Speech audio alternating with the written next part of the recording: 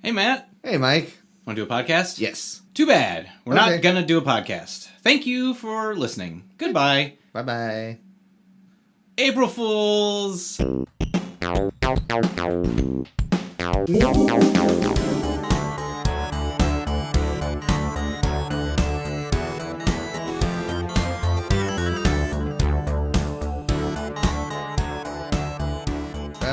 That was yesterday. Or probably like 3 weeks ago. Yeah, it was when we whenever released this. you came into this temporal rift that we've created. Hello and welcome to Hacking the Grepson. This is episode 40. This is 40. This is 40. This is episode 40. We are officially old timers now. Can you believe we've done 39 other episodes of this insanity? I cannot. To be fair, I wasn't in all of them. There was like 2 that I wasn't in. So. That's true. Well, thanks to the rest of my family for filling in when Matt was totally not down with this stuff. When I was useless. Yeah. Man, this 40th episode is not starting off like I wanted this to go in with a big bang, and I'm just like, what am I? Anyway, you know what? To cap off the occasion, let's do another episode in the series that I started some number ago called MusicDev, where I talk about how music and development are basically the same thing with different words. Yes. Yes. Let's do it. All right. Okay. I still don't know anything about music. Here we go. All right. Cue song.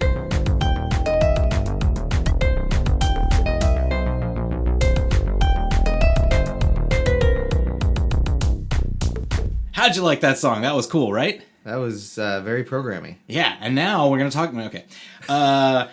This is all going to go away. I'm going to edit all this out. This is garbage. Okay. This is going to be like, hey, Matt. Hey, Mike. This is 40. Music Dev. Music. Random laughing. We're already at minute 2, and we have done basically nothing. Okay, so, yes, we're going to do another Music Dev episode, and I finally got another one together just to do a quick recap of the other 2 that we did in this series. I started off with talking about libraries, where we talked about using, like I don't have an orchestra in my house, so I use a library to play strings, and just like with programming projects, you don't necessarily have a bunch of code that's already been written and figured out, so you use the libraries. The next one we did was looping, where we talked about how looping is like a, foundational programming aspect where you just want the computer to keep doing something while a condition exists. Yep. And then stop. And, entire genres of music are predicated on the idea of just looping like a 4-bar thing and a beat over and over again. In that vein, another major thing that you do in both programming and music creation is iteration. Matt, how would you define the word iteration? I would define iteration. How would you start the definition and then potentially add more detail to it I would later? define iteration as being you have a collection of things, like an array often, or a list in software, and you go through each of them one at a time. You iterate over the list, or you iterate over the collection. That's how I would describe that. I like that. I hadn't even thought about that. That's great, because I needed more content for this episode. Good. So I will go back to that. When I was talking about iteration, I was talking more about like in the agile MVP kind of way. And that's the other way I would define it. And what would that definition be? So that kind of iteration is you start with something, the bare bones of the structure of your software or whatever you're building, and then you refine it, or you add to it, or whatever, and you keep doing that until you have your final product. So Exactly. you keep iterating on the same topic Right. until Yes. you're done. And I love that you used that first definition, because that actually is even more like music than the other one that you gave, I think. I was afraid it would hit too much onto loops, because it's very similar to loops. It is. But to go to the second definition, which is the one I wanted to bring up, is how I wrote it here was, when coding anything, there is constant iteration, which is the process of doing something, checking its status, and then either modifying it or expanding it until the project is done. Yes. Usually that project that you're working on is the solution to a problem. It's the heart of Agile. Get an MVP as soon as possible, get feedback, and then constantly iterate on that, which is in stark contrast to waterfall, where you basically try to get all the specs and ideas and sign off from people before you even start working. This is exactly what this needs to look like when it's done. Right. We're all going to agree on 100% of that. Yes. Okay, everyone agrees. Now you can start working on it. Right. We should take a moment and define MVP for people who don't know it. It is not most valuable player. Right. It is. Wow! It flew out of my brain. Minimum viable product. Yes. And that is 3 words that everyone knows the definition of most of those. Not everyone knows what viable means. Yeah. And together, everyone always gets wrong. It's not a prototype necessarily. A minimum viable product means it is the least you can do. That's the minimum part.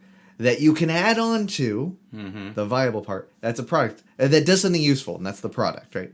Minimum viable product. Yes. And people get that wrong in Agile all the time. It's why a lot of people dislike Agile is because they screw up what MVP means. So what you're saying is people don't like a thing because they suck at a thing. Yes. Okay, got it. So let's bring all that, because I feel like we've talked about all that stuff in programming on a few episodes. Yeah. So let's go to music. Yeah. So there's music composition where you're basically making a piece of music. Now, when I think about how that's like iterating, I think of, here's a pattern that I usually go through when I'm making a piece of music for any reason, really. You start with, say, a beat, like a drum beat. You start with, or a chord progression, like A, C, D, something like that. Or you have a melody, like you just hear in your, you sing that melody, and then you want to put chords underneath it or a beat underneath it.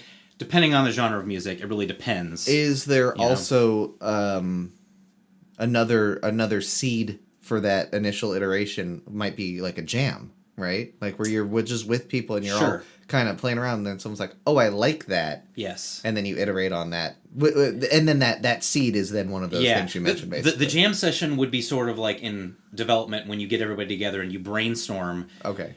What is the issue? Like what problem do we see, and what is a potential solution to it? Yes. So my problem in music composition is I don't have a finished piece of music. How do I go about solving that problem with a solution? And so, like I said, I might start with one of those things. Let's say, for example, I go to Logic and I grab one of their predefined sampled beats, like a drum beat, 4 boom, boom, whatever, and I just put that on a loop, and I listen to it, and I'm like, okay, is anything coming to me? And then I might like bring up my MIDI keyboard and just play something, either like a chord, or I'll play a melody, or maybe there'll be a sample of something that I like. So that drum beat is not in and of itself enough to constitute the MVP in your mind. It has to be you adding your unique thing into that. Yeah, I wouldn't even say that's at the prototype stage. Right. That's like I'm building a house and I'm just like, okay, but where can I get the lumber first? Okay. So that's the lumber. Right. And then, obviously I need to start drawing up some plans. How do I put the lumber together? And so I listen to that. I look at my lumber. I think about what a house looks like. And I'm like, okay, what kind of house do I want? So I grab, like I said, the keyboard or the guitar. So you're looking for inspiration at that I'm looking for inspiration. I get inspiration all the time just listening to other stuff. I write more music after I've listened to music. If I'm not in a current listening to a lot of music phase, I'm not necessarily thinking about making it. So that's definitely a part of it. That totally makes sense to me. Yeah. So I listen to that for a while. And like I said, let's just say that I get to a point where I've got the beat, I've got some chords, I have maybe a melody that goes with that, something, a verse, and then I'm like, okay, I've got an idea for a verse. Well, we need to go into a chorus now, something that repeats, that everybody, don't bore us, get to the chorus. I add that to it. Then I go back and I listen to that for a while. I'm like, okay, we need to add a bridge. We've heard the verses and the choruses. We need that middle 8 that they call it sometimes, which another word for that is the bridge, which is basically like different chords, different mood, different feel. Maybe the dynamics go down or they go up, like the loudness. We remove instruments. We add, there's lots of different ways to go about it. I'm translating all this stuff into improv speak in my head as we go, which is really interesting. Perfect. And then I listen to that. And then I might go back and didn't like how that verse was. Might add an instrument here, might take one away, might add another verse, might add an intro, might add an outro. until I finally get to a thing where I'm like, okay, this is something that I'm now calling a thing rather than like it's more the sum of it is more than its parts. I was gonna use that exact phrase. So I'm glad Yes. that that's where you went. Otherwise, I was not following. And I think at that point, we're at MVP. If you want to talk about it in prototype form, I think just having like a 30-second segment of it where it has like a beat and a rhythm and a melody, that could be the prototype. I'm like, okay, what kind of song is this? You know, what genre is it? How fast is it? How loud is it? What instrumentation? That is the prototype. But then once I have like the full thing, 3 minutes plus, now we've got the MVP. Now, how did I get there? I was iterating. I added one thing to it, and then I added more, and I listened, and I thought about I might let someone else listen to it, get feedback, add more things, get feedback, change it, put it away for a while, work on something else, do something completely unrelated to music, come back later. So you're even iterating before you get to the MVP stage. Yes. That's interesting. Okay. Now, why is that interesting in music versus development? I don't know. In my mind, the MVP is sort of the first thing that sees the light of day outside of the people working on it, right? Usually. It doesn't have to be, because often... But not the prototype, right? That's the internal... Prototype, even the prototype, I guess you might show the prototype to somebody. You might iterate on the prototype to get to the MVP, and I think that's kind of what you're doing as you're building this. But isn't that mainly internal, not external? Yeah, but you might show your stakeholders at some point that are external and be like, is this kind of what you're thinking? Like, like maybe from like a looks perspective. Yeah. So if someone asked you to write a song, you might come and be like, you know, Mike, I really want you to write me a song about a dog. And you're like, all right, I wrote you a song, and like... I got this as kind of like the hook, and like maybe you play like just like that little bit, and you're like, yeah, I don't know, or yeah, okay, I like that, yeah, build on that, just enough to get feedback to know you're going in the right direction. Right. I could see that being like that's where you might use like a prototype in dev. Yeah.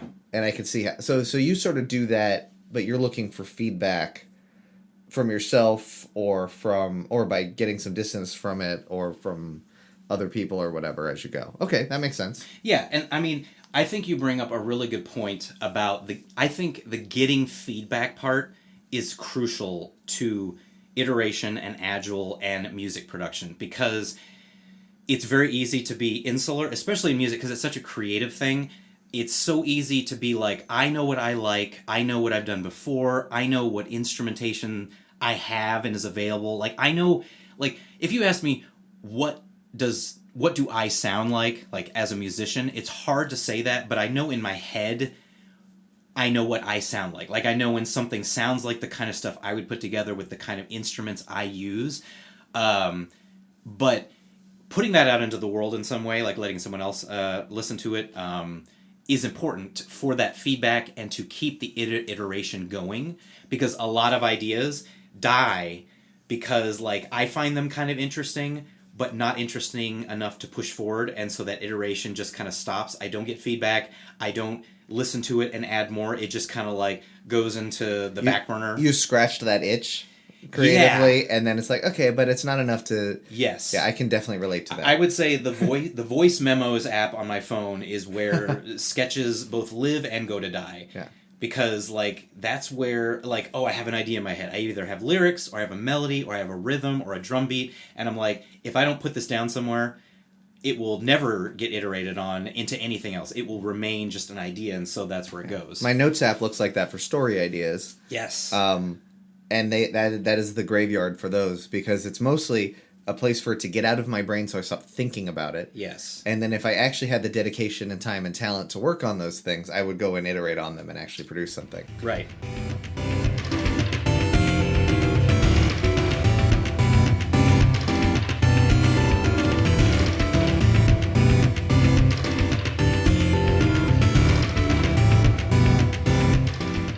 And I think another major point of this is that even when I have a sketch and an idea that I do want to pursue, it almost never comes out in any fully formed way. Like, there's always a period of time where I work. Like, right now, I have a whole album of music that's just been sitting on my hard drive for months, because it's hard to stop iterating on it. It's hard to listen to it and be like, oh, I could change that one little thing. I go back, I change it. Like, I'm not really sure that whole track even like meshes with the rest of these. I think I'm just gonna pull it out. I've already done that. I had like X number of songs, and now I have like X number -3 now, just because over time I've thought about it and said, no, those don't fit, Do they ever merge together? You're like, you've got two different, effectively MVPs, and you're like, and then you go back to them and you're like, these are kind of similar. I bet if I took this, the chorus over there and the verse of this and like mashed them up. Yes, I do feel like my development has totally informed my musical sensibility in that everything feels modular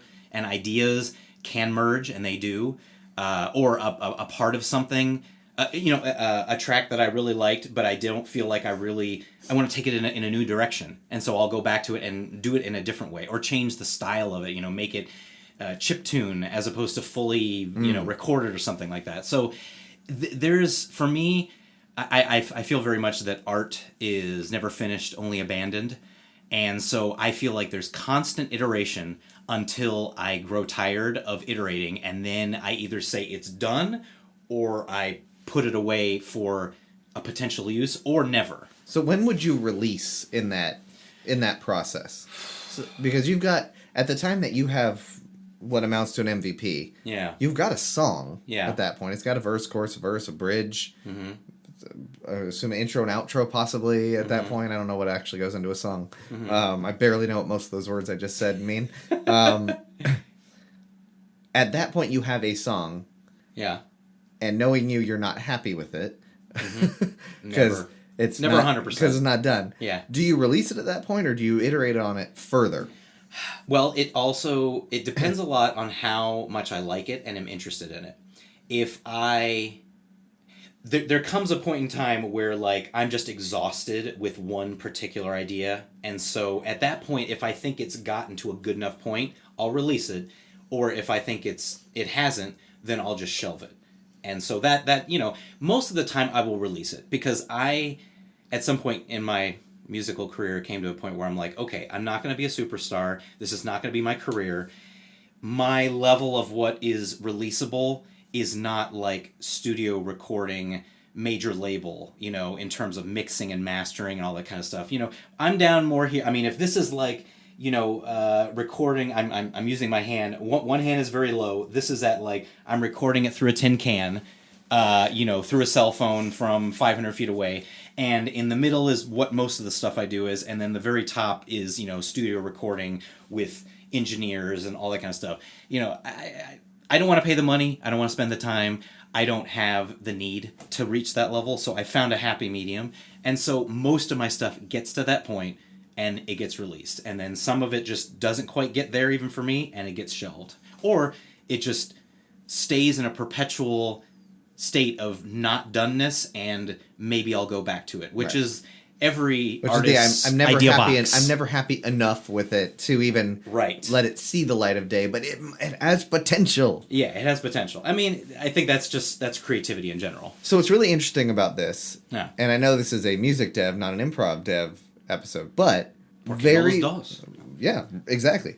It very much reminds me of not improv specifically, but the sketch writing classes that I took with Kevin McDonald from Kids in the Hall, where he talked about name drop. No, that was more for you. Okay. I'm leaving that in though. That's fine. Okay. He talked about the way the Kids in the Hall did their sketch writing, and this is fairly common in sketch, although not. I don't know if Saturday Night Live does it this way. I think they much more come from a writer's end of it. Well, because they have that time deadline, But like Kids in the Hall, I know that the way that they did it was they would improvise a whole bunch of stuff. Yeah. Basically. Jam. Yeah, effectively. And they would find... So the way we did it in our class, just to simplify it, is we would do a scene, and then we would all talk about that scene. Like, we would just...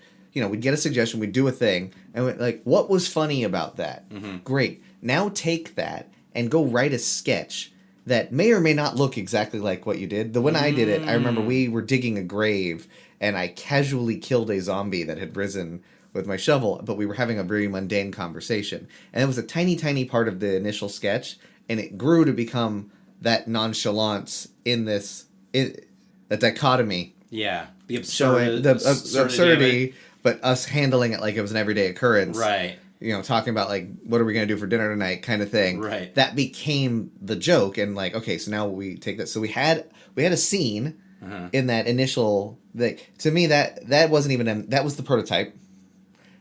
We did a scene where we just were making it up as we went along, literally improvising. Took that and then refined it. Okay, what makes it funny? We brainstormed, we looked at it, what works, what doesn't work, and we made an MVP out of that, which was we wrote a sketch that we thought captured that.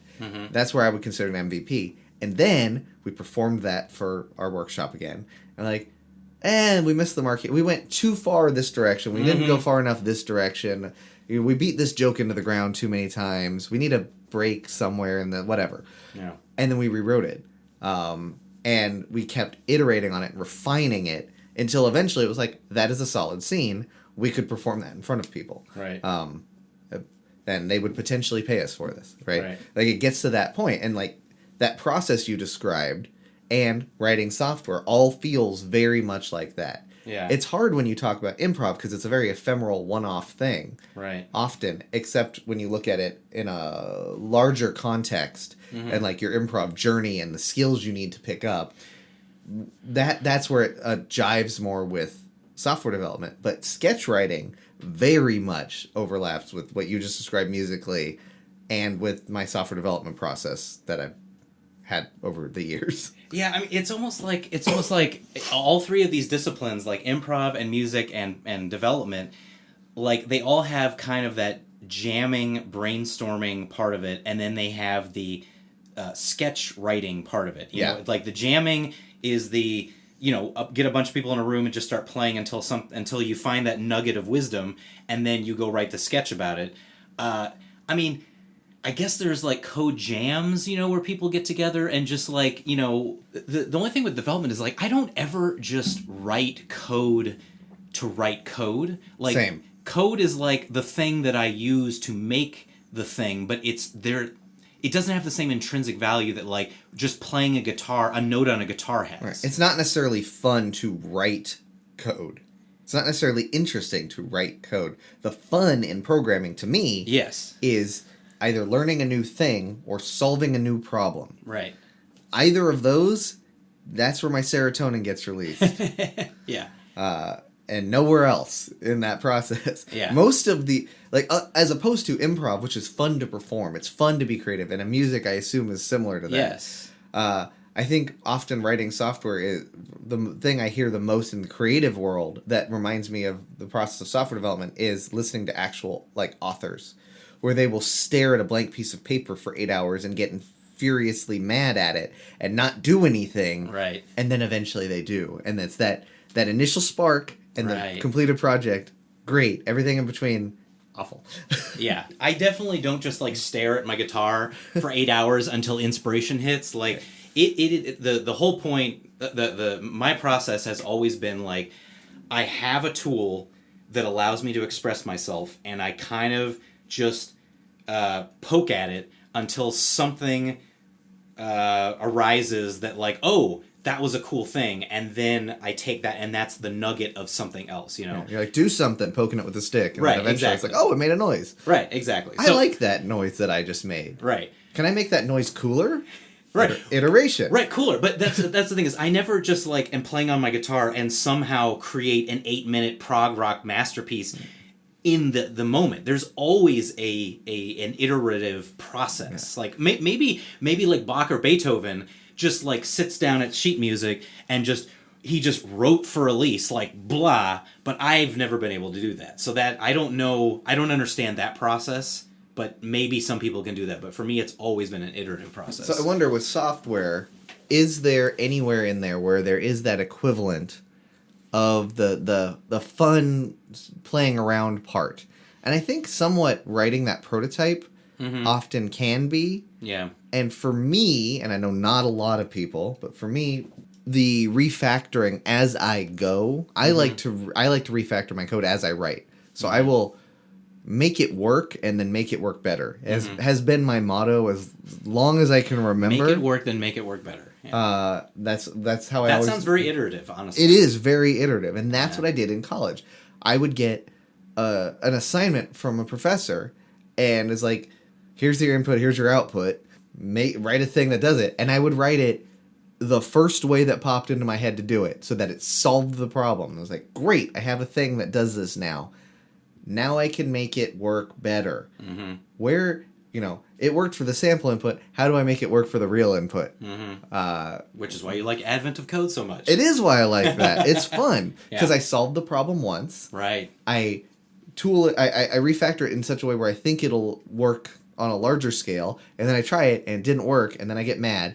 And then I've got... And you fueled by anger. Yeah, and then I stare at the screen for 8 hours, and... and then nothing throw happens. it out. I swear a lot. And then... Yeah. No, but then you iterate on that, and then when you solve that problem, you have that breakthrough, that's fun again. Yeah. You were asking, what is the, playful jamming part of development? And I think more recently, things like... I remember, I think it was Swift being one of the first languages that had an REPL, I forget what that stands for. It's like read, execute, print, loop, or something like that. I don't know why it didn't actually pop up. What does REPL stand for? Yeah. Read, eval, print, loop. I knew that. So, yeah. But I remember Swift having Swift playgrounds, and so you had, the left side is where you wrote your code, and instead of having to wait for something to compile, it, immediately as you're typing shows the output of what you're doing. That's why I like so interpretive. It's like a sandbox kind of a thing. That's why I like interpretive languages. And so you can play with the language. What happens if I just change this one character?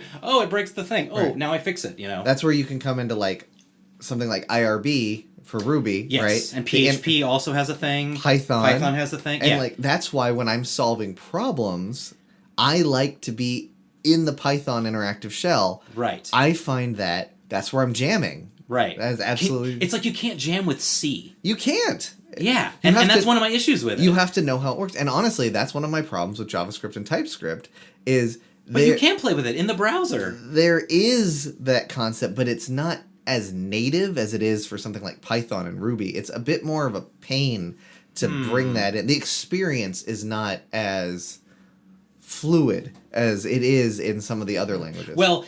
If you're a web programmer, I would disagree. I think it's quite fluid because basically you can just open up a console at any time and start poking at the web page with JavaScript. I agree with that, yeah. For web programming in particular, it seems to work. When you're using Node as the backend, that is less different. so. Yeah. Yes, I agree. And I think that's probably why I gravitated towards web programming so early is that oh wait, I can just open up a dialog at the bottom of this web page and remove the logo by doing, find the image and remove element. That's why I like interpreted languages so much. I remember the first time I ran into Lisp in college was probably the first time I'd really used an interpreted language, or at least one that had an interpreter that I could just start typing and immediately see the output. There was no compile step. Yes. And then I found Perl, and I had that same option where I could just write a thing and it would do a thing. Mm-hmm. And then when Ruby and Python were big. I guess Python still is. Yeah, Ruby not as much. But when those came on the scene, yeah, I gravitated towards them very much because of that. And I still often will find when I am trying to solve a problem, I will go to Python or similar language, go into their interactive shell, and just try some stuff, especially if I'm pulling down data from a website and manipulating it in some way. I'll almost always go into a terminal so I can just grab that data and have it there in a variable that I can start playing with. And then I'm like, oh, that's what I want to do to it. Oh, that's how I write that regular expression. That's how I do this thing, whatever it is. Right. It's a very useful tool, much like a musician. Imagine a musician writing music and not having a piano or a guitar just in the room with them. And they just have to think of the music they want without being able to play around with it and iterate okay, I play this chord. I don't think that should be a major chord. Let's try a minor chord. Let's try a minor seventh chord. Right. It's just you keep changing things until that indefinable trigger in your head is that's it, And I'm sure there are people who can look at sheet music, for example, and immediately hear it in their head. Yes. And they can probably do that by writing it. And, you know, I mean, there's famously Beethoven had some hearing loss. And so it's like how the fact that he was able to do that, to produce music in spite of that, means he probably had that ability. Yes. And I can write code without a compiler, but it might not work. Right. Yeah. The only other iteration that I thought of that dovetails with your first iteration definition of essentially it's just a loop. You know, you have like a condition or a collection, and you're just iterating over it until you get to the end. I was thinking, and I brought this up before, I think in the looping music dev episode, about not just electronic artists, but electronic artists, like it's all about the loop. It's all about the find the correct chunk of music and just loop over it until you get bored of it. But that's another way to iterate over something. You know, you find just the collection of elements that sound cool, and you just iterate over it until you get tired of it. That's a perfectly valid way to make music. And I mean, lots of early video games did that, you know, because they couldn't fit a whole 10 minute orchestral piece. They had to just use sine waves and white noise.